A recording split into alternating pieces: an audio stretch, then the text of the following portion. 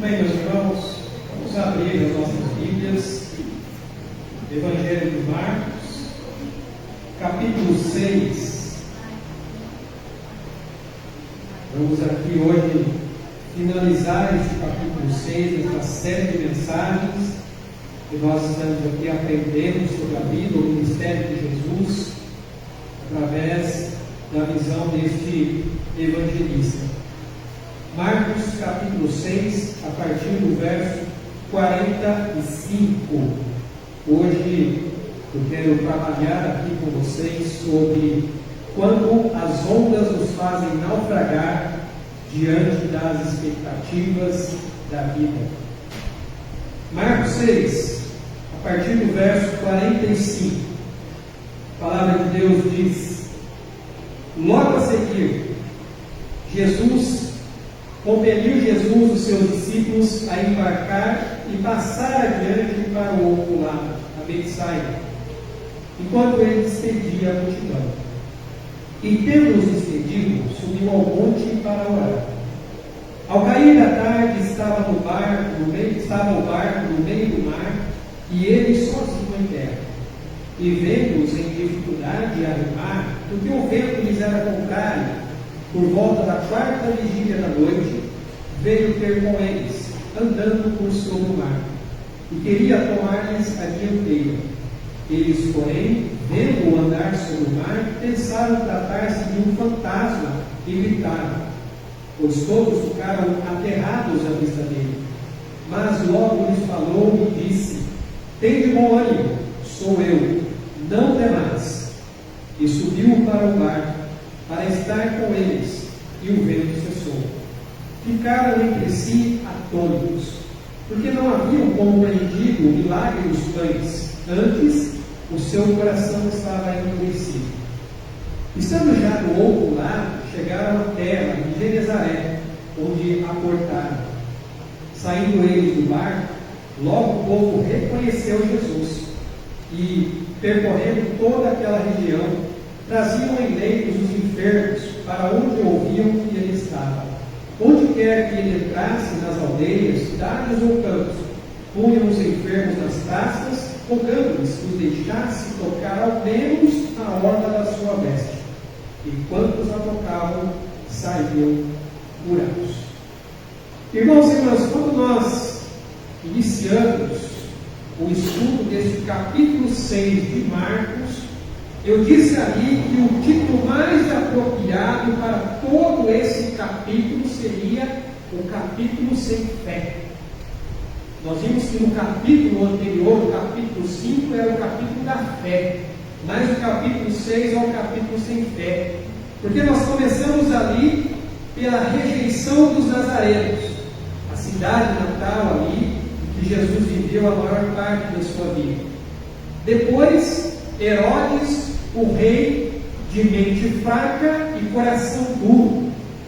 E aí a falta de fé na multiplicação dos pães e peixes, e agora a dificuldade em alto mar e o medo que se apodera dos discípulos.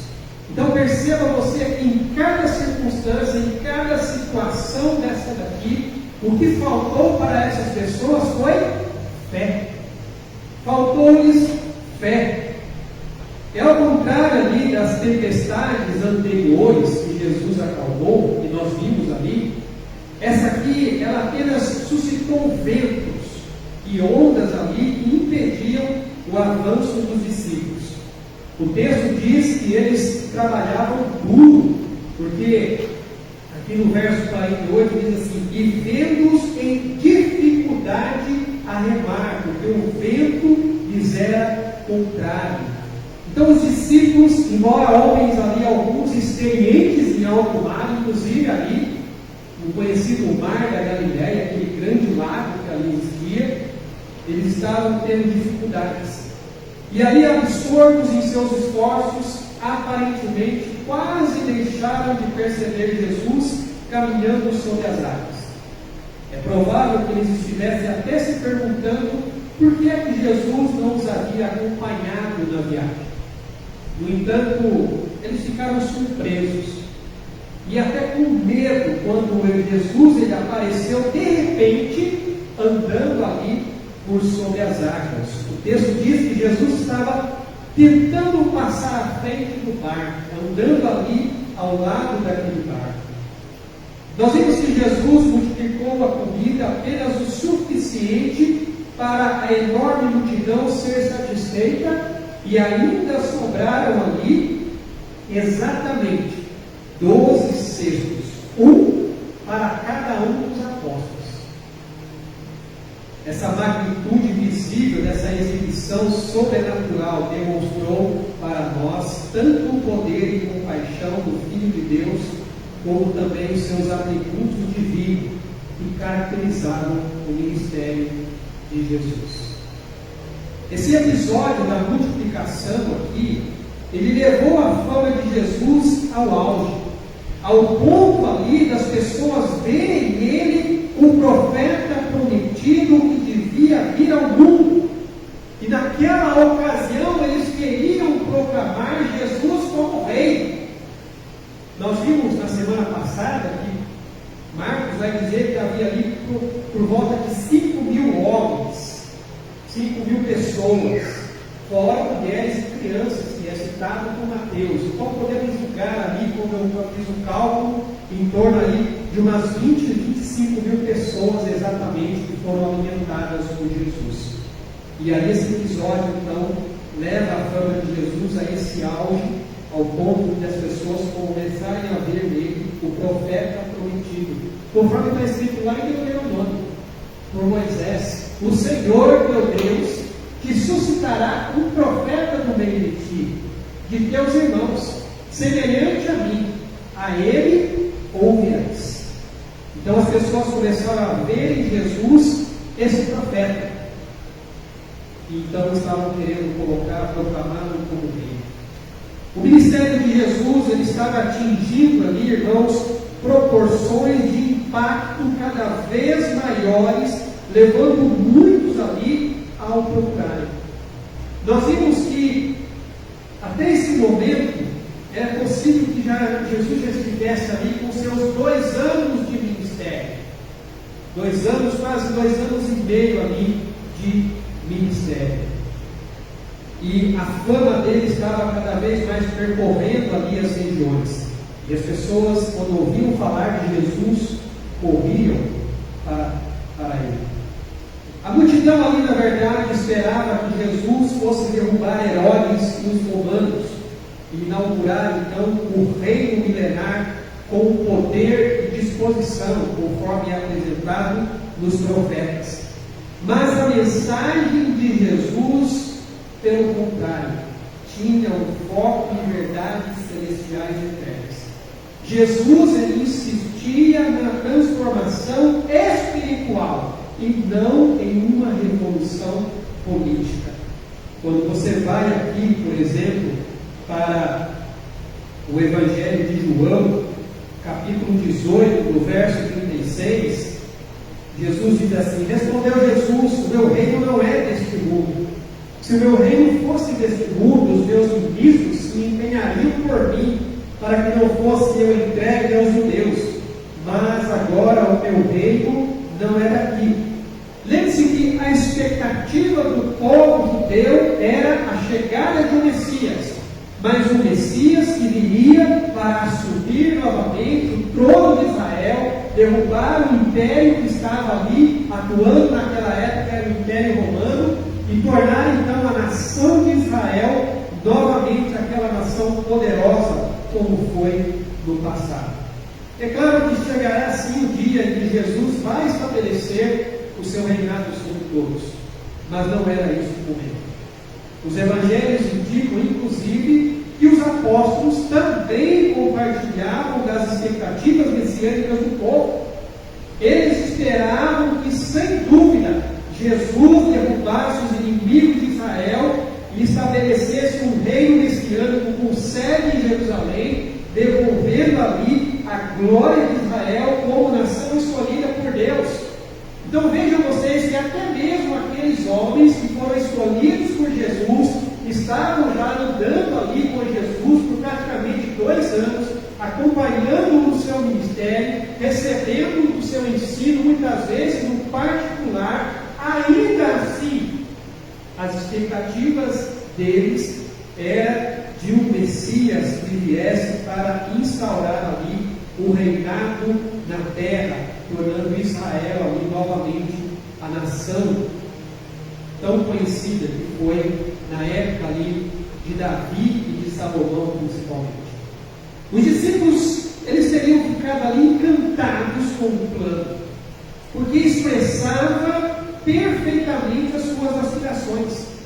E Jesus, então, reconhecendo o imenso perigo da situação, ele então precisava fazer ali uma retirada imediata dos seus discípulos. E é exatamente isso que o texto nos traz aqui, quando diz assim: logo a seguir, compeliu Jesus os seus discípulos. A ideia aqui é literalmente Jesus praticamente meio que deu a ordem para eles: saiam daqui, não fiquem aqui, peguem o barco e vão para o outro lado. Porque Jesus percebeu a ameaça da expectativa do povo que poderia contagiar a expectativa dos seus próprios discípulos, de torná-lo rei. Por isso que Jesus pede para que os discípulos saiam dali. E logo depois, o Evangelho de João trata desse relato. Jesus faz ali um grande discurso falando sobre o verdadeiro pão, o pão da vida, e muitos então o abandonam quando percebem que ele não veio para isso. A cada passo nós vemos que Jesus estava revelando a sua identidade divina e o seu propósito messiânico ali para os discípulos. E é nisso então que nós entramos aqui na nossa reflexão desta noite, quando as ondas nos fazem naufragar diante das expectativas da vida. Irmãos e irmãs, na vida, quando nós menos esperamos, episódios desconfortáveis e ameaçadores costumam acontecer. É sempre assim. Quando a gente menos espera, alguma coisa acontece. Enquanto nós estivermos navegando em águas conhecidas, nós ficamos tranquilos. Nada nos abala. As águas estão tranquilas, então não tem por que se abalar. Mas quando surgem ventos contrários e as coisas se complicam, o medo e a ansiedade começam a tomar conta do nosso coração. Não é assim que acontece muitas vezes com você? Enquanto você está ali, navegando em águas tranquilas pela sua vida, você não se abala com isso. Mas quando vem uma circunstância, quando vem uma situação que vem para tirar a sua paz, que vem ali para trazer o medo, você então acaba se desesperando muitas vezes. E aí vem a pergunta: o que fazer para não perder a fé diante das expectativas frustradas que nós temos? A primeira coisa que nós aprendemos aqui, irmãos, é nunca perder a perspectiva de quem é Jesus. Nunca perca a perspectiva de quem é Jesus. No verso 45 diz: logo a seguir, compeliu Jesus os seus discípulos a embarcar e passar adiante para o outro lado. Irmãos, Jesus ele não pediu, Jesus ele não sugeriu e nem aconselhou os discípulos a passar para o outro lado. Jesus os compeliu, Jesus os forçou a isso. Os discípulos não tinham opção a não ser obedecer. O que Jesus estava fazendo ali era poupar os seus discípulos da tentação, ou seja, uma visão distorcida da sua missão. Jesus estava poupando os seus discípulos de terem uma visão distorcida da sua missão. Os 12 não estavam prontos para enfrentar ainda esse tipo de teste, já que a visão do reino deles ainda era muito nacional e política. E Jesus percebeu que até mesmo ali os seus discípulos poderiam tentar fazer o rei, instigados por essa multidão eufórica e ávida, além de que eles ainda não haviam tirado um tempo para descansar. Lembre-se, Jesus havia enviado os seus discípulos em uma primeira jornada missionária. Eles retornam. Jesus chama os seus discípulos para um lugar à parte, para que pudessem descansar. Mas ao chegar ali, se deparam com uma grande multidão. E Jesus começa a ensinar aquela multidão. Até o ponto ali de chegar num determinado instante, que os discípulos dizem: olha, Jesus, manda esse povo embora, porque eles precisam comer, eles também precisam descansar. Então, manda esse povo embora. E Jesus diz: vocês vão dar de comer a eles.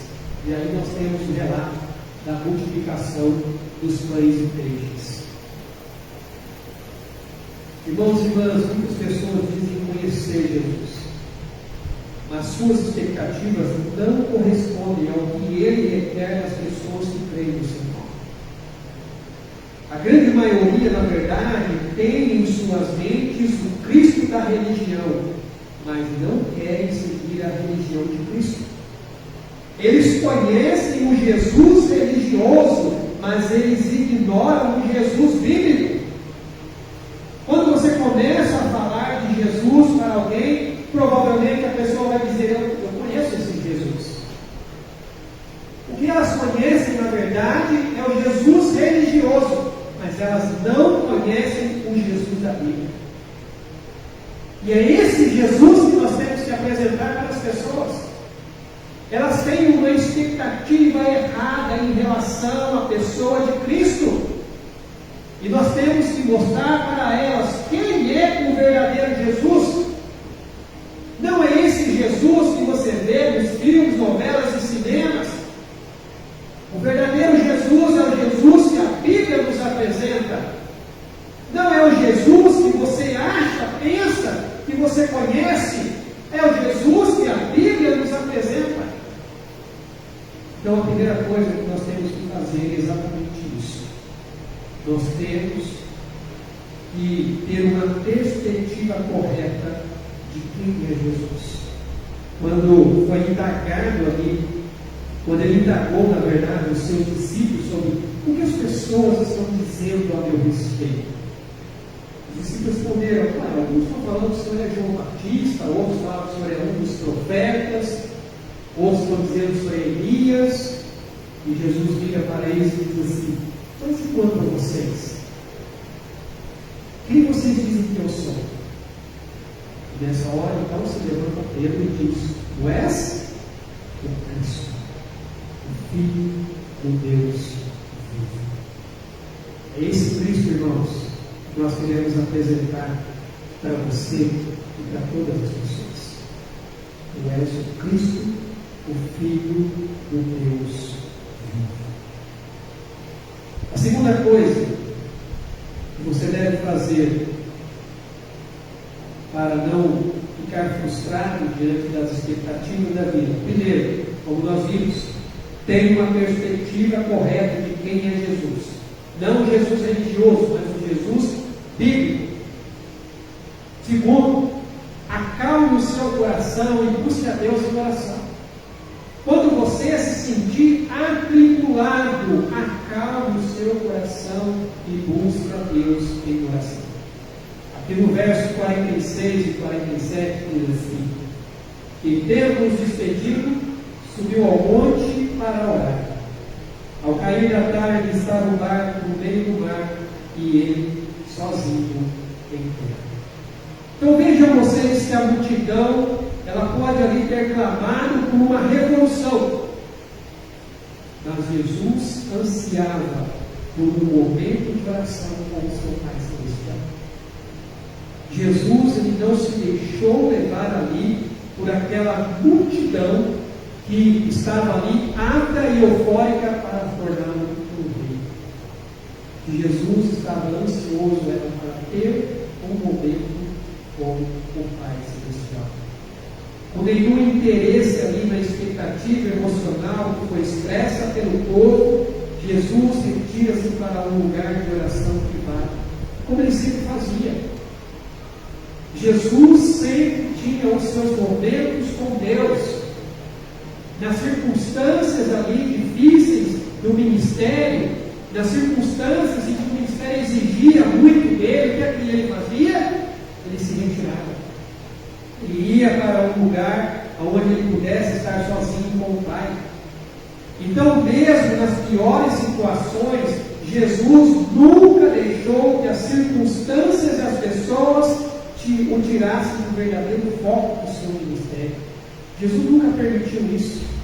Jesus ele nunca permitiu que as pessoas determinassem o que ele deveria ser ou fazer, porque ele já tinha um propósito no seu coração. E é esse propósito que ele realmente colocava ali em prática, como ele mesmo vai dizer: porque eu desci do céu não para fazer a minha própria vontade, e sim a vontade daquele que me enviou. No momento mais difícil que ele passou, lá no jardim do Getsemane, na sua humanidade, ele clamou ali diante de Deus: Pai, se possível, passa de mim esse cálice, mas que não seja feita a minha vontade, mas sim a tua. Deus, eu não gostaria de passar por essa situação, mas que seja a tua vontade sobre mim. Porque se eu tiver de passar por isso, então eu vou passar.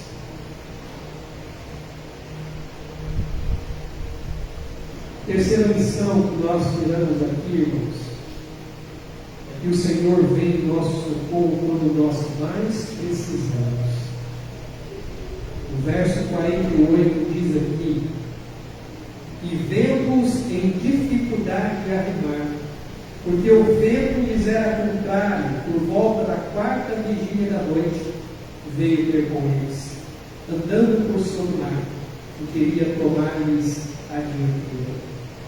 Então veja você que devido a essa vinda repentina de uma terrível tempestade, mas não de chuva, mas sim de um vento muito forte, o que seria normal ali para ser um cruzamento de rotina para aqueles discípulos, tornou-se uma jornada traiçoeira. Os discípulos eles já tinham ali experimentado, como nós vimos, uma tempestade semelhante, mas naquela ocasião Jesus estava com eles. Estava dormindo, mas estava. Estava lá no barco. Mas desta vez não. Desta vez eles estavam sozinhos aos olhos deles, mas não aos olhos de Deus. Jesus estava olhando para cada um deles. E Jesus percebeu a dificuldade que eles estavam passando. Os discípulos provavelmente estavam experimentando ali frustração da sua tentativa de obedecer ao mandamento de Jesus. Mas deixa eu dizer uma coisa para você: não fique desanimado por causa das tempestades da sua vida, porque elas virão, com certeza. Mas não se desanime. Elas podem ser inesperadas para você, mas elas não são para Deus. As tempestades não são inesperadas para Deus.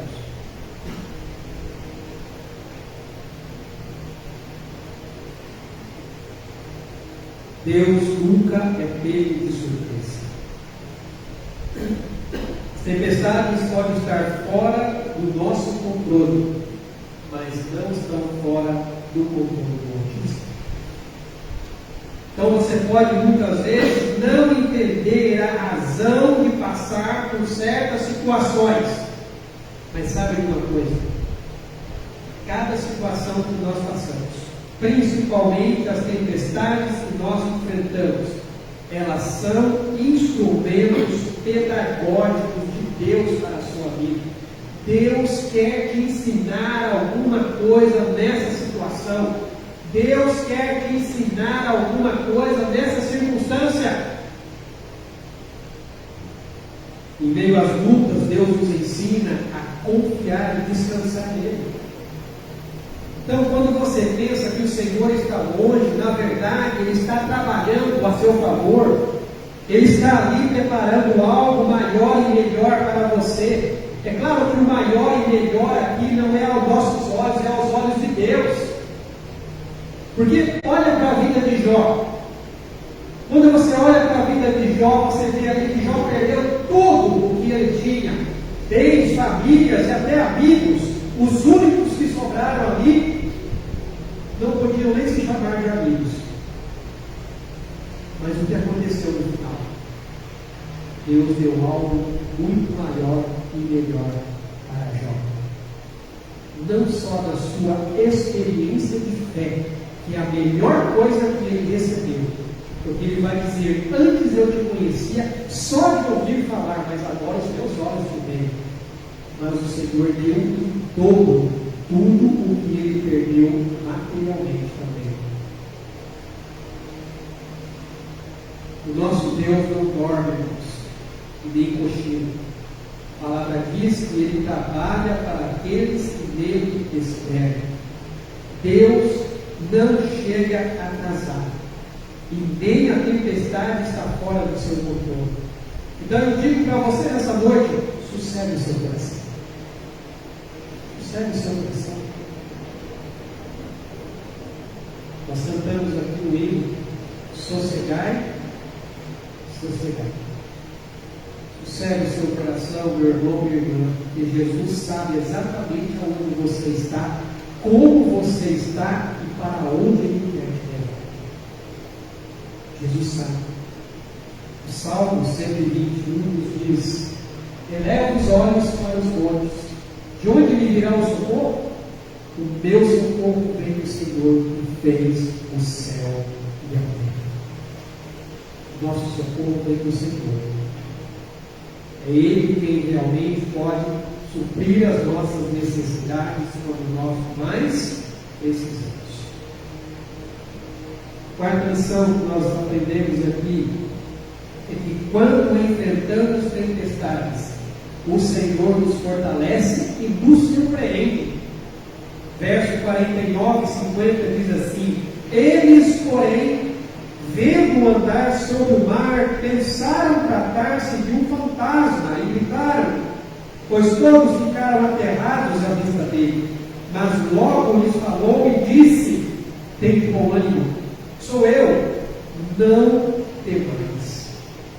Irmãos e irmãs, a situação ali parecia desesperadora. Eu diria que até mesmo sem esperança, até o momento que Jesus ele interveio. Jesus sabia exatamente onde os discípulos estavam. E ele andou no lago até chegar ao lado do barco.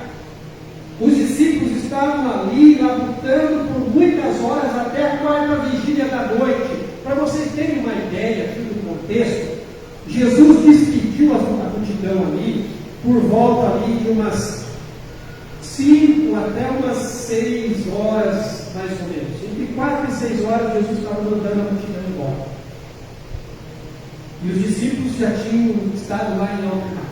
E Jesus então foi para o monte, ficou lá até altas horas da noite e comeu no mar. Quando foi ali por volta de umas 3 horas da manhã, irmãos. Agora imaginem você, uma viagem que provavelmente os discípulos não levariam muito tempo para cruzar aquele mar. Demorou muito, porque eles estavam aqui lutando contra aquela tempestade primeiro. E por volta das 3 horas da manhã, de repente eles olham e veem andando ao lado do barco um vulto, ao ponto de pensar assim: é um fantasma. Eu confesso para vocês que no lugar dos discípulos eu não teria feito diferente, porque imagine você estando em alto mar e de repente você olha assim para o lado e vê um vulto andando por sobre a água. O que você vai pensar? Será que a minha mente está imaginando coisas? Será que eu estou vendo alguma coisa aqui que não é real? Pois era assim que os discípulos estavam se sentindo. E eles lutaram ali até a quarta vigília da noite, que seria por volta de umas 3 horas da madrugada, segundo o horário romano que Marcos utiliza aqui. E a ordem que Jesus dá a eles aqui é: tende bom ânimo, sou eu, não tenham medo. Irmãos, essa palavra aqui, não tenha medo, significa seja corajoso. Jesus está dizendo para aqueles discípulos: sejam corajosos, não temam. E ele usa uma expressão ali, aonde remete ao Deus de Israel, quando ele diz assim: sou eu. O mesmo Deus que se revelou para Moisés, quando Moisés perguntou assim: quando perguntarem qual é o seu nome, o que eu vou lhes dizer? Diga-lhes que o eu sou lhes mandou. Foi exatamente assim que Jesus se revelou para aqueles discípulos: sou eu.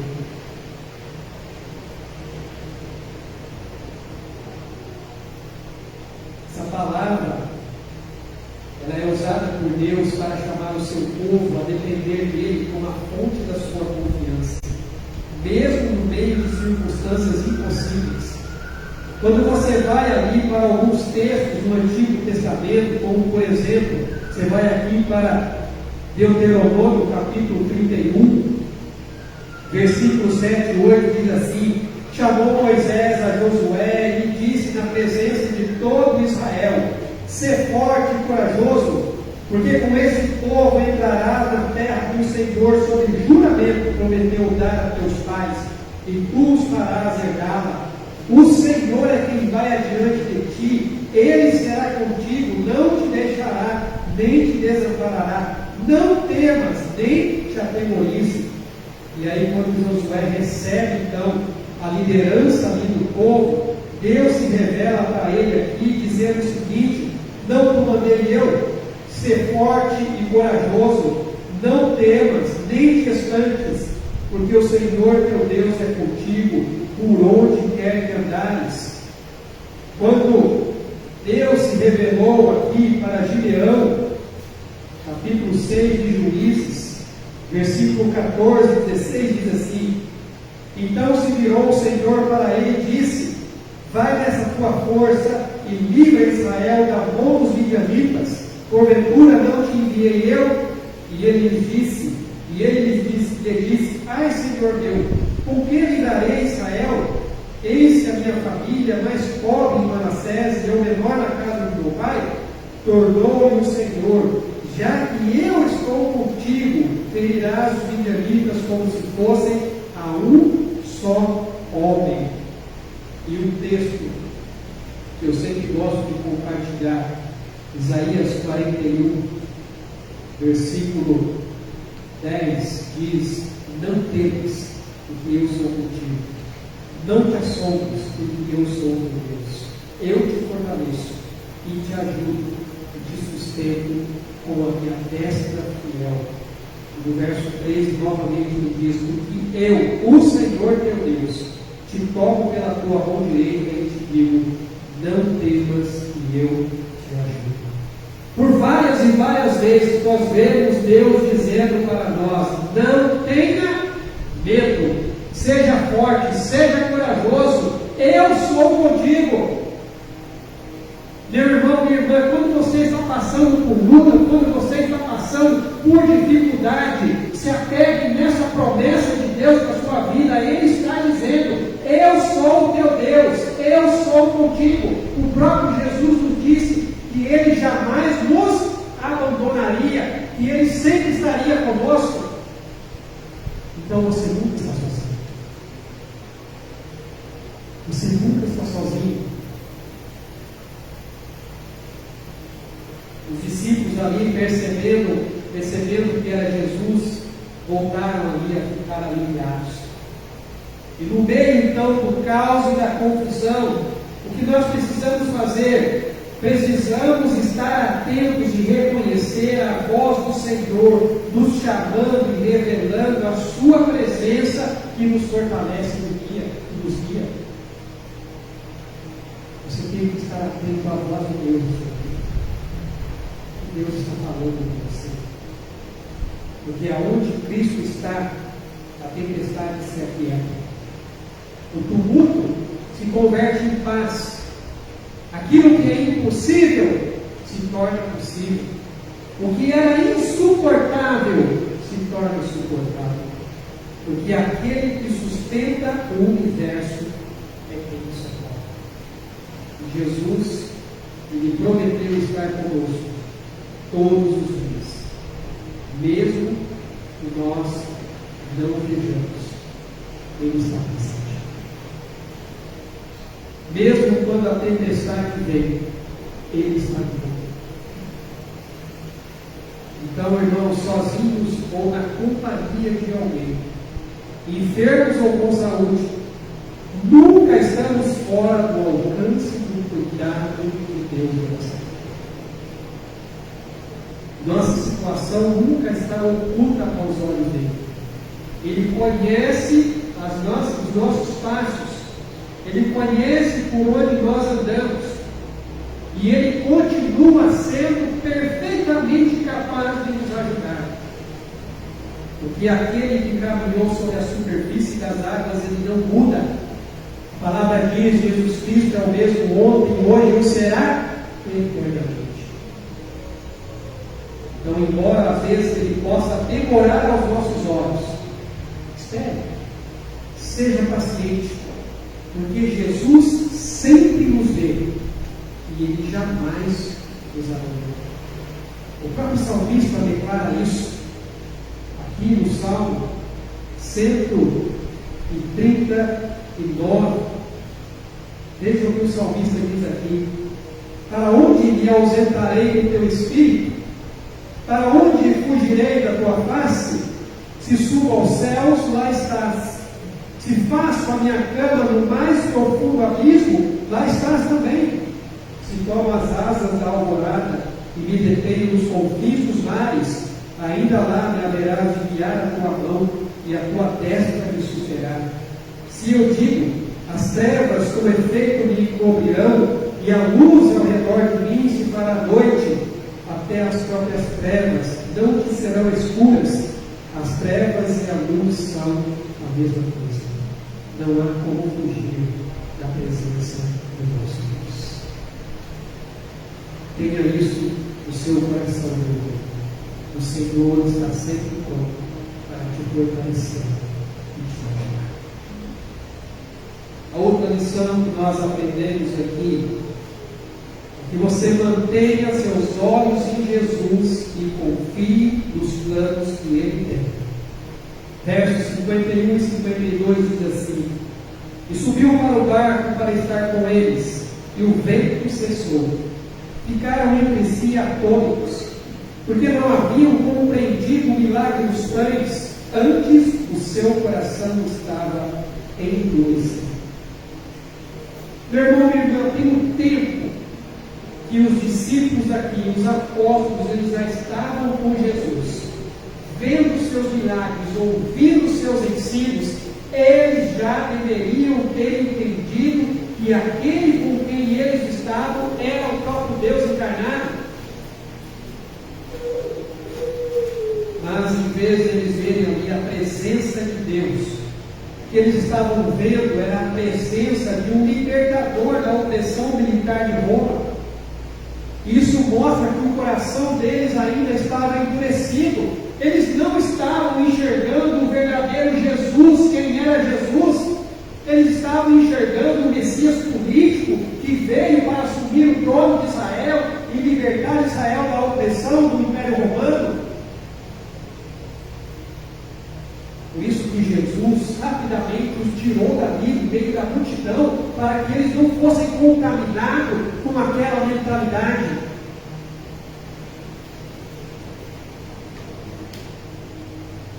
Quando as pessoas não conseguem entender a identidade de Cristo, não é porque elas são pouco inteligentes, é porque os seus corações são resistentes. Seus corações são feitos de pedra. Porque o pecado, irmãos, causa grandes cargos a crescer no coração, de modo que o próprio Cristo pode andar na frente, pode andar ali na frente deles, na água, e eles não acreditaram. Se eles realmente tivessem entendido o significado da multiplicação ali dos pães e peixes, eles saberiam que o poder de Cristo é suficiente para submeter à sua vontade o universo material. Inclusive as ondas do mar e as correntes de vento como eles já haviam presenciado anteriormente.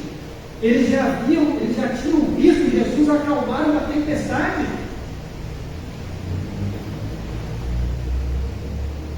O deslumbramento que os discípulos já haviam manifestado e que os estimulou ali a atribuir divindade para Jesus, mesmo na presente ocasião aqui, não os impediu de entrar num tipo de torpor ali, de lerdeza espiritual. Ou seja, eles falharam em não perguntar a si mesmos sobre o que se poderia esperar de tal ser divino. Eles precisavam com frequência ser despertados da sua sonolência espiritual. E aí eu pergunto a vocês, não é assim para a gente também? Às vezes Deus não tem que dar um chacoalhão na gente para nos despertar da nossa lerdeza espiritual. Porque a gente, como eu falei na semana passada, a gente já viu, já presenciou tantos milagres, tanta obra de Deus na vida de outras pessoas, e às vezes até na nossa própria vida, que quando surge uma situação que está além da nossa compreensão, às vezes a gente se desespera, a gente esquece de todos os feitos maravilhosos que Deus já operou, que Deus já fez. O autor de Hebreus ele traz aqui uma séria advertência. No capítulo 5, versículo 11, ele diz assim: a esse respeito, temos muitas coisas que dizer e difíceis de explicar, porquanto nos tendes tornados tardios em ouvir. A palavra tardios aqui, irmãos, é literalmente lerdo. A gente às vezes é muito lerdo em perceber a ação de Deus na nossa vida. A gente é muito lerdo ao ponto de esquecer o que Deus já fez por nós. Então mantenha seus olhos em Jesus e confie nos planos que Ele tem. Porque a palavra diz que a vontade do Senhor é boa, ela é perfeita e ela é agradável. E por fim, fique atento à ação de Deus ao seu redor. A partir do verso 53 vai dizer assim: estando já no outro lado, chegaram à terra em Genezaré, onde aportaram. Saindo eles do barco, logo o povo reconheceu Jesus. E percorrendo toda aquela região, traziam em leitos os enfermos, para onde ouviam que ele estava. Onde quer que ele entrasse nas aldeias, cidades ou campos, punham os enfermos nas praças, rogando-lhes que os deixasse tocar, ao menos na orla da sua veste, e quantos a tocavam, saíam curados. Os nossos temores eles se desfazem imediatamente quando os nossos erros são corrigidos, especialmente em relação à identidade de Cristo. Por falta de um entendimento adequado das obras que Cristo realizou, muitas vezes temos dificuldade em crer que Ele ainda realiza milagres. Você crê que Deus ainda realiza milagres? Porque eu creio. Eu creio em Deus que ainda realiza milagres.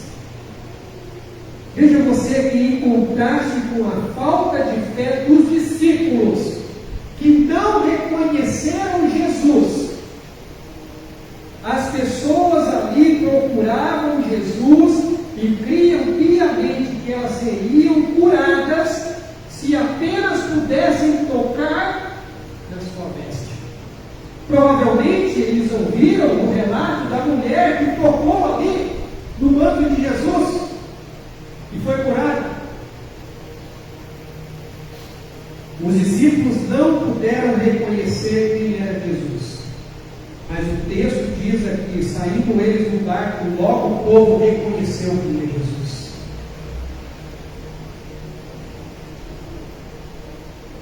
Nós podemos ver nisso, irmãos, um padrão para nós mesmos. Nos esforçarmos por trazer Jesus a todos que ao nosso redor necessitam de cura espiritual, a fim de que sejam curados Porque a primeira cura que deve ser promovida na vida da pessoa é a cura espiritual. Ela precisa crer para ser salva. E aí Deus entra com providência na vida dela, se assim for a vontade de Deus. Então não poupemos esforços para conduzir as pessoas ao conhecimento de Cristo, a fim de que elas sejam salvas. Sejamos atentos, irmãos, ao que Deus está fazendo ao nosso redor. Você já parou para pensar o que Deus está fazendo ao nosso redor, na vida dessa igreja, ao redor da sua vida? Eu tenho que parar para pensar nisso. O que Deus está fazendo ao nosso redor? As pessoas que Ele tem trazido até nós. As pessoas que muitas vezes a gente tem tido ali um contato no dia a dia. A gente tem que estar atento a essa ação de Deus. Porque às vezes essa pessoa que Deus colocou no seu caminho é para você falar de Jesus. É para você apresentar para ela o plano da salvação. Dar a ela uma esperança para o seu coração. Então, quando ficamos tão envoltos com os desafios da vida, ou até mesmo com a obediência à palavra de Deus, a ponto de perdermos o senso da sua presença, nós estamos mudando o nosso foco para a coisa errada. Às vezes a gente acha que está fazendo a vontade de Deus, e aí as circunstâncias não saem exatamente do jeito que a gente gostaria que saísse. A gente começa a se questionar: será que realmente essa é a vontade de Deus? Então, assim como os discípulos e a multidão, nós olhamos para Jesus e vemos nele apenas alguém que está ali e vai resolver todos os nossos problemas. E nessas horas é que Deus coloca a nossa fé em prova. É nessa hora que Deus coloca a nossa fé em prova. Porque os testes de fé muitas vezes surgem para chamar a nossa atenção de volta para Jesus. Mas, como eu disse, não para um Jesus religioso, mas o Cristo bíblico, aquele que veio para trazer salvação a todo aquele que nele crê. Então, a simples realidade da vida, uma realidade que já foi posta à prova por incontáveis milhares de homens e mulheres em todas as gerações, é que quando Cristo está presente, a tempestade se aquieta. Andar com Cristo é saber que aquele que tem o poder sobre o reino espiritual também o tem no reino natural. Então, em nossa caminhada de fé, Deus nos leva, muitas vezes, a enfrentar situações e a esperar nele, para que confiemos e descansemos no seu cuidado. E quando sabemos em quem nós temos, e que a sua presença está conosco, aí nós podemos acalmar o nosso coração. Então não permita que o seu coração se endureça por causa da incapacidade diante das tempestades, mas reflita sobre as obras maravilhosas que Deus já fez e que ainda vai fazer muito mais em favor do seu povo. Aquele que confia e descansa em Jesus sempre terá um olhar compassivo voltado para as suas necessidades e a segurança em qualquer situação, e que o jeito do Senhor jamais te abandona. Então, meu irmão e minha irmã, não tenha medo. Creia em Jesus. Com Ele você está seguro. Aqueles discípulos não perceberam quem era Jesus. E às vezes nas nossas vidas acontece isso. A gente esquece quem é Jesus. E aí a gente tem que lembrar o que ele disse. O resto de Cristo, o Filho do Deus. Esse é Jesus, que veio para nos salvar, nos resgatar e entrar com providência nas nossas vidas. Quando assim for necessário. Vamos orar? Pai, muito obrigado, meu Deus, pela tua palavra. Obrigado pela oportunidade, pelo culto desta noite. Privilégio que o Senhor nos concede. Podemos estar reunidos, ó Deus, no teu nome. E obrigado, a Deus, porque o Senhor tem nos ensinado, através da vida do teu Filho, a descansar e a confiar no Senhor. Mas, ó Deus, muitas vezes somos como aqueles discípulos. Demoramos a entender, a compreender. Nas situações adversas que nós enfrentamos no nosso dia a dia, nós mais reclamamos e murmuramos do que cremos, ó Deus, que o Senhor está ali agindo, atuando e usando, ó Deus, aquela situação para nos ensinar, ó Deus, a confiar, a descansar e a depender mais do Senhor.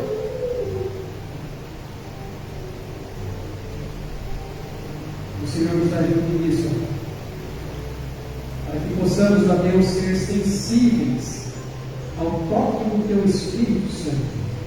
E aquilo que o Senhor, ó Deus, tem feito, não somente nas nossas vidas, mas, ó Deus, ao nosso redor, na vida das pessoas, ó Deus, com as quais nos relacionamos, e nas oportunidades que o Senhor nos concede, de poder levar ali, ó Deus, uma palavra, ó Pai, de direção, uma palavra de esperança, uma palavra de consolo, uma palavra de conforto, exortação, encorajamento e até mesmo confrontação. Estejamos com os nossos corações sensíveis para isso. Por isso, ó Deus, eu te agradeço mais uma vez. Porque o Senhor tem nos ensinado, o Senhor tem nos mostrado, através da tua palavra, a revelação da tua vontade para as nossas vidas. Por isso, nós te louvamos e bendizemos e te agradecemos. Em nome de Jesus. Amém, Senhor.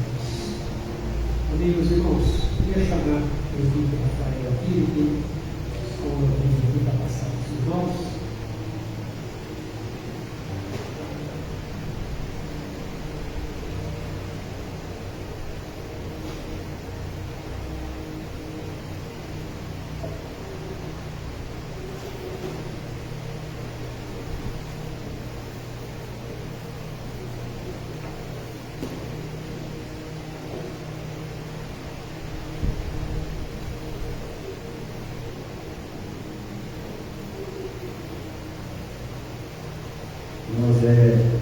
Queria só lembrar que durante a semana nós falamos de grupos nas casas, em segunda mesa.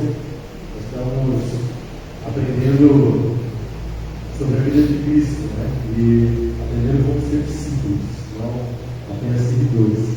Então, não perca, né? Você ainda não está indo em algum desses grupos durante a semana, terça, quarta e quinta-feira, nós estamos nos reunindo. Um grupo desse lado da Dutra, um grupo do outro lado da Dutra e outro, terceiro, ali na região do centro da cidade de Taubaté. Então, tem sido muito legal, porque realmente nós sabemos muitas coisas, mas nós somos chamados a ser discípulos, a agir, a refletir aquilo que Jesus nos ensinou. O que Ele é, o que Ele pensa, assim nós devemos fazer também. E aí nós nos encontramos em várias situações da nossa vida e a gente começa a ver de forma prática como nós devemos agir. Então é isso que nós estamos aprendendo. Fizemos uma primeira parte, já estamos avançando e realmente começando a enxergar quais são as prioridades do reino de Deus. Quais são os traços do caráter de Cristo que precisam ser parte do nosso caráter. E o primeiro deles é ser humildes. Jesus ensinando, primeiro dessas coisas, bem-aventurados humildes de coração, porque eles são o reino dos céus.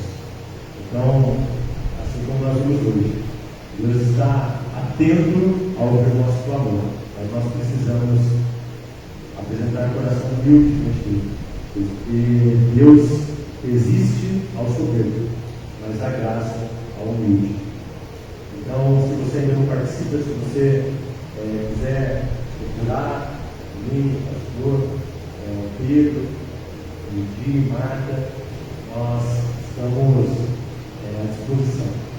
E esse é o essencial, né? Nessa semana nós estamos juntos, conhecendo mais uns aos outros, caminhando juntos nessa proposta, que a gente possa se ajudar nas nossas necessidades. Mas nós também fizemos um calendário, já está fechado, está definido, normalmente fica fixado naquele quadro lá atrás, dois em 2 meses. Então lá nós já temos fevereiro e março, e eu queria rapidamente só passar aqui um resumo do que vai ser esse ano, se Deus quiser. Algumas coisas mudam às vezes, mas a proposta é basicamente aquilo que nós tivemos no ano passado. Principalmente de reunião de mulheres, que acontece todo mês, acontece a reunião das mulheres, ou aqui na igreja, ou na casa, em alguma casa, né? Se você um dia tiver vontade de receber as mulheres na sua casa, fale também com a irmã Marta, que está à frente desse trabalho com as mulheres, com todo prazer. Todos vão estar reunidos, né? E a reunião dos homens está sendo uma vez a cada 2 meses, tá? Aos sábados também. Então eu queria passar rapidamente. Como nós tivemos no ano passado, nós estamos fazendo reuniões administrativas, reuniões do conselho espiritual também, né? Intercalando cada mês o conselho se une, depois a mesa administrativa se reúne, então essas são reuniões administrativas que acontecem. Mas eu vou passando aqui rapidamente fevereiro, março aí já entra em reunião de homens de novo, nós temos dia 12, o aniversário das 7, nós vamos comemorar de novo, mais um ano o aniversário das 7, nós vamos estar aqui juntos, no final comer um bolinho também, né, que nós fizemos no ano passado. Depois nós temos aí abril, Páscoa, vocês vão perceber que todo mês que tem 5 domingos, nós temos um almoço aqui na igreja. E logo à noite, o culto das nossas missões. Tá? Mais mulheres, maio, temos aqui 2 encontros esse ano de famílias. Tá? Um em maio, vai cair bem no domingo, então provavelmente teremos um culto, não aqui na igreja, mas lá, no local que nós estamos tendo para alugar, assim como foi no ano passado também. Então em maio e novembro vamos ter esses encontros das famílias, né? Todo mundo vai para esse lugar e se reúne lá, um dia inteiro juntos lá, muito agradável. Depois nós temos aí, dia 4, seguindo o calendário aí da Igreja Perseguida, um culto especial. Julho, nós temos outro mês de 5 domingos, com almoço ali. Em julho nós temos um dia, sexta-feira, que nós fazemos a nossa vigília de oração. Tá? Agosto, nada especial, ou muito especial para os pais, né? Nada assim diferente. Em setembro nós temos aí o encontro das mulheres que estão ligadas aos campos. As mulheres vão juntas se reunir com as outras mulheres da denominação, um encontro que eles chamam de encontro primavera. E os homens nós estamos tentando marcar ali no feriado, dia 7 de setembro, ver se a gente consegue fazer um churrasco juntos, para aqueles que não viajarem, né? Se vierem aqui conosco. Então, em outubro nós temos um dia especial aí no feriado também, 7 Kids. Nós temos a ideia desse ano da gente outra vez resgatar essas visitas das crianças aqui do bairro, né? Por muito tempo nós trabalhamos junto com eles, principalmente com os pais. Então, para que no dia 12 de outubro isso vá culminar, né? Encerrar, fechar um encontro que a gente possa fazer aqui na igreja, um trabalho com todas essas crianças. Assim como a Martinha falou no início, o trabalho do Ministério Infantil, que na verdade ele está refletido em todos os outros ministérios da igreja, não é apenas cuidar de crianças para os pais ficarem aqui dentro tranquilos, em paz, né? Porque toda semana as crianças ficarem em casa bagunçando. Mas é realmente, assim como Jesus, formar discípulos de Cristo. Nós vemos que os discípulos desde o início, eles não eram crentes, não tinham um coração novo, mas Jesus levou eles da descrença até a maturidade. Com as crianças, a mesma coisa. Nós temos que, desde pequenininho, eles vão ser levados a entender quem é Cristo, entender que só em Cristo existe salvação. Então, novembro, nós temos aí a reunião administrativa para fechar o orçamento para 2024 e outro encontro das famílias no dia 15, feriado, no dia 15 de novembro. Tá? fechando o trabalho dos homens, confraternização de homens, fechando o trabalho das mulheres também. E depois, em dezembro, nós temos a nossa Assembleia Geral, que sempre acontece no mês de dezembro, e ali, dia da Bíblia, mensagem especial nesse dia também, e no culto de Natal, véspera de Natal esse ano e véspera de Ano Novo, cai bem no domingo, então nós pretendemos fazer um culto especial de Natal, e logo após o culto, as famílias vão para suas casas, mas no dia 31, que é a véspera de Ano Novo, nós queremos esse ano um desafio interessante de ter um jantar de Ano Novo aqui, uma ceia de Ano Novo em igreja, em família, né? A gente está junto aqui agradecendo a Deus, compartilhando aquilo que Deus trabalhou nas nossas vidas durante o ano, e a gente está junto orando aqui também e comendo juntos depois da reunião. É isso, vamos nos abençoe vocês.